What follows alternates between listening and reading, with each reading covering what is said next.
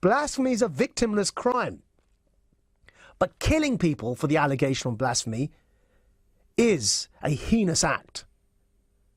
And it's a travesty of justice. And for Facebook to think that they are sending a team to cooperate with the Pakistani government over this, and it gets worse. It gets worse. And this is why I'm really outraged, because you heard me mention the BBC earlier. So how does the BBC Asian Network react to this story? They put up a video with the following question on Twitter. So keep in mind, they're reacting to this Facebook story, and they put up a video with a tweet from the official blue tick verified page of BBC Asian Network. And the following question is all it says. What is the right punishment for blasphemy? Did you catch that? BBC Asian Network is now asking you what the right punishment for blasphemy is in response to a story that Facebook is sending a team to cooperate with the Pakistani government because they want to hound so-called blasphemers in a country where they actually kill blasphemers. And the BBC is asking, what is the right punishment for blasphemy? Well, you know how I responded to that on Twitter? To demonstrate the point? I said, what is the right punishment for BBC staff? Do you see the problem now?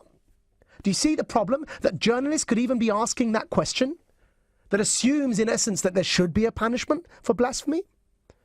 And this is really where I want to distinguish between the Google story and the Facebook story. Because it seems to me that tech companies and entire networks in the BBC are confusing hate speech with blasphemy. And there's a very simple way to know the difference. And that is encapsulated in the following sentence. The difference between hate speech and so-called blasphemy. Hate speech, by the way, shouldn't be allowed. Blasphemy, by the way, is the very essence of progress in our history.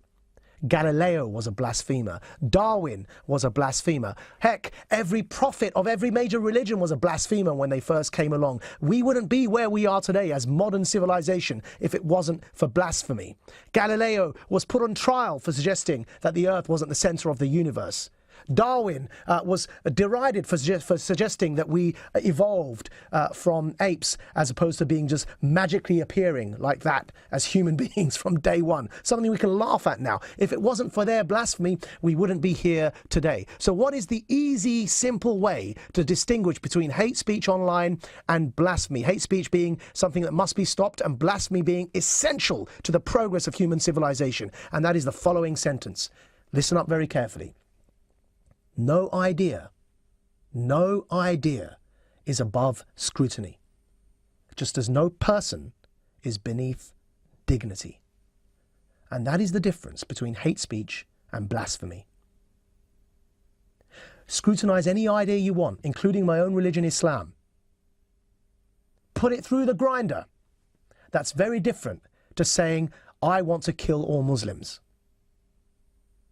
Scrutinize Moses, question whether the burning bush really spoke to him. That's very different to saying that Jews control all the money in the world. The difference is between scrutinizing the philosophy of an idea and picking on a person because of the faith or the ethnicity they happen to belong to. No idea is above scrutiny and no person is beneath dignity. And with that maxim in mind, online companies need to be able to distinguish between hate speech and blasphemy. Hate speech needs to stop. Blasphemy is essential to the progress of human civilization.